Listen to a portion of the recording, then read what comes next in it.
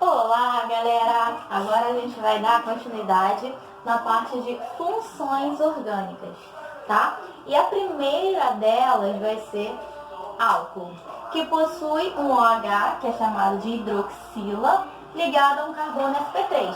Lembrando, o que é um carbono sp3? Um carbono sp3 é aquele que só faz ligações sigmas, ou seja, ligações simples. Então, ó, exemplo aqui. Esse OH, essa hidroxila, está ligado a um carbono que só faz ligações simples, correto? É um carbono sp3. Então, isso aqui é um álcool. Coloquei na forma de estrutura condensada para a gente visualizar também, ó. Hidroxila ligada a carbono sp3. Álcool. Bem simples. Classificação dos álcools. Ele pode ser primário, secundário e terciário. Qual a diferença? O álcool primário vai ter a hidroxila ligada a um carbono primário. O que é um carbono primário? Carbono primário é aquele que só tem um carbono vizinho. Lembram disso? Classificação de carbono? Então, ele vai ter um carbono vizinho ou nenhum carbono vizinho. Aqui, ó, por exemplo. Esse carbono que a hidroxila está ligada, só tem esse carbono de vizinho. Então, ele é um carbono primário. Se esse carbono é um carbono primário, isso aqui é um álcool primário. Vamos ver isso aqui. CH3 ligado ao H. Esse carbono aqui não tem nenhum carbono vizinho, então ele é um carbono primário. Logo, isso aqui é um álcool primário. Vamos ver isso aqui? Hidroxila ligado a um carbono que está ligado a só esse carbono vizinho aqui. Então, se esse aqui é um carbono primário, isso aqui é um álcool primário, entendeu? Vamos ver o álcool secundário. Hidroxila ligada a carbono secundário, mesma coisa. O carbono que a hidroxila vai estar ligada vai ser um carbono secundário. Por quê? Porque ele vai ter dois carbonos vizinhos. Então aqui, ó, essa hidroxila está ligada a um carbono aqui, não é? Esse carbono tem quantos carbonos vizinhos? 2. Se ele tem dois carbonos vizinhos, é um carbono secundário. Então, isso aqui é um álcool secundário. Mesma coisa esse aqui, ó. Olha esse carbono. Ele não está ligado a dois carbonos vizinhos? Então, ele é um álcool secundário. Vamos ver esse aqui. Coloquei na forma de estrutura condensada para a gente visualizar também, ó. O OH está ligado a esse carbono, que está ligado a esses dois carbonos.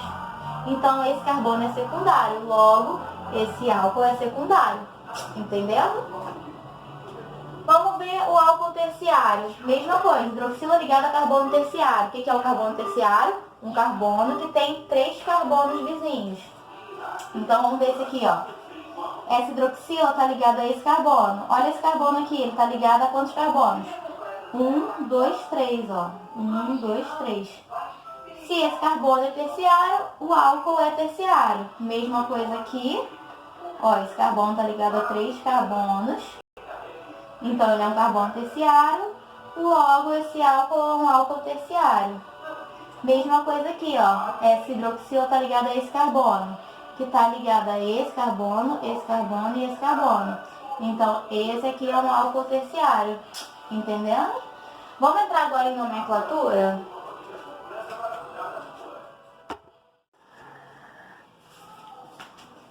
Então, galera, a nomenclatura do álcool vai ser simplesmente tudo que a gente aprendeu até agora quando a gente falou de hidrocarbonetos, porém, a terminação vai ser em ol, tá? Aqui eu coloquei alguns exemplos para a gente poder ficar esperto, ó. Esse álcool aqui, como eu sei que é um álcool, tem uma hidroxila ligada a um carbono sp3. Então, aqui, ó, quantos carbonos? 1, 2. A preferência da numeração é com o início da hidroxila. Só que aqui eu não preciso numerar, por quê? Porque tanto se essa hidroxila estivesse aqui como se ela estivesse aqui, seria 1. É como se isso aqui é a mesma coisa que isso aqui, ó. Só que só tá virado. Então, aqui, ó, et, 2 carbonos, et, etanol. Se não fosse álcool, se fosse só um hidrocarboneto, um alcano, seria etano. Só que como é álcool, etanol. Esse etanol é chamado de álcool etílico, é tipo o nome conhecido dele, tipo o apelido dele. Então vamos aqui, ó. 1, 2, 3. 3 carbonos prop. Então propanol. Por que eu numerei? Porque ele poderia estar tanto aqui como ele poderia estar aqui também, ó, nas outras posições. Então ele é um propanol ou propanol.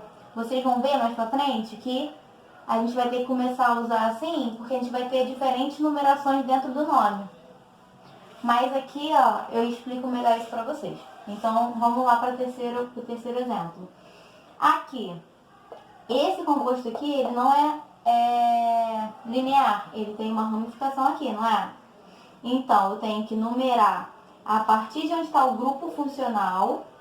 A hidroxila é o grupo funcional do álcool. Então, eu numero sempre a partir do grupo funcional. Então, aqui, ó, o metil. Por que metil? Porque a ramificação só tem um carbono. Um carbono é met. Então, radical leva terminação em il. Então, 2-metil. Propan, por quê? Porque a cadeia principal tem 3 carbonos. Propan, 1-ol, porque a hidroxila está no carbono 1. Ok? Olha aqui esse exemplo para vocês lembrarem de quando eu estava falando dos radicais aromáticos. Lembra que eu falei para vocês que quando a gente está em hidrocarbonetos, o aromático nunca vai ser radical, ele sempre vai ser principal. Porém, agora com grupos funcionais, né, ou seja, com funções orgânicas, a preferência é do grupo funcional. Então, a cadeia principal é essa e esse benzeno vai funcionar como um radical. O benzeno como radical se chama o quê? Fenil. Então, ó, começa a numeração daqui, porque eu começo a numeração a partir do grupo funcional. Então, minha cadeia principal tem o quê? 5 carbonos, então é pente. Então, aqui, ó, no carbono 5 eu tenho o fenil. Então, 5 fenil, pentan, 1-ol. 1-ol por quê? Porque a hidroxila está no carbono 1. Entenderam? Vamos ver aqui mais exemplos. Esse daqui, ó, pode acontecer de a gente ter mais de uma hidroxila. E aí, nesse caso, ó, a cadeia principal tem 4 carbonos, então é but. Só que eu tenho 2 hidroxilas no carbono 2 e 3. Então, ó, 2,3 butanodiol. Podia ser também butano 2,3 diol. Aqui eu tenho uma cadeia principal com 3 carbonos, então é um prop, com 3 hidroxilas, então propanotriol. Ah, Thaís, por que você não numerou nesse caso? Porque ficaria redundante. Se eu tenho 3 hidroxilas e elas estão cada um em um carbono, é 1, 2, 3 propanotriol. Ok? O apelido para esse propanotriol é o glicerol, já ouviram falar? O glicerol, ele é produto de várias reações. Quando a gente falar mais lá pro fim do ano de reações orgânicas, vocês vão ouvir falar do glicerol. E o glicerol é o propanotriol. E para fechar aqui, ó, o último exemplo, eu coloquei uma dupla ligação. Mesmo esquema. Quando a gente não usa o ano, o alceno a gente não usa o eno e a alcino a gente não usa o ino, como eu tenho uma dupla, é um alceno, não é? Então, eu tenho que usar o en. Então, aqui, ó, a numeração começa a partir do grupo funcional, sempre. Então, ó, a ordem é grupo funcional, depois dupla ou tripla ligação e depois o radical. Essa é a ordem de preferência. Então, onde tiver o grupo funcional é a preferência para contagem da numeração. Então, aqui, ó, cadeia principal tem 5 carbonos, então é pente.